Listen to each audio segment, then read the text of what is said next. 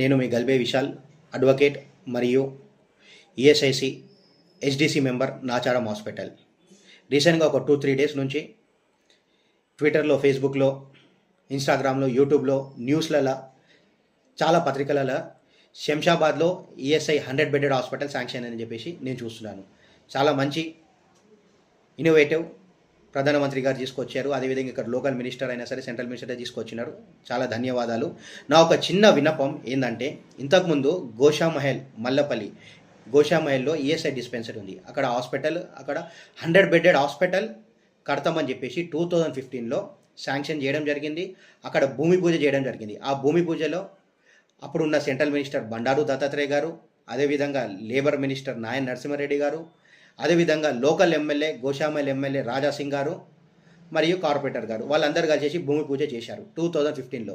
మళ్ళీ ఇప్పుడు ఏంది 2025, గత 10 సంవత్సరాల నుంచి అక్కడ ఎటువంటి వర్క్స్ అన్న స్టార్ట్ అయిందా?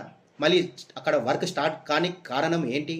నా ఒక రిక్వెస్ట్ కిషన్ రెడ్డి గారికి, అదేవిధంగా ఇక్కడ ఉన్న సెంట్రల్ మినిస్టర్కి, అదేవిధంగా బీజేపీ ప్రభుత్వానికి, రేవంత్ రెడ్డి గారికి, అదేవిధంగా సెంట్రల్ మినిస్టర్ గారికి, ఈఎస్ఐసి రీజనల్ డైరెక్టర్ ఎవరైతే ఇప్పుడు డైరెక్టర్గా ఉన్నారో, అదేవిధంగా డీజీ గారికి, గోషామైల్ కాన్స్టిట్యున్సీలో ఏదైతే మీరు శాంక్షన్ చేసిన హాస్పిటల్ ఉందో 100 బెడెడ్ హాస్పిటల్, ఇమ్మీడియట్ మీరు అక్కడ వర్క్ స్టార్ట్ చేయండి.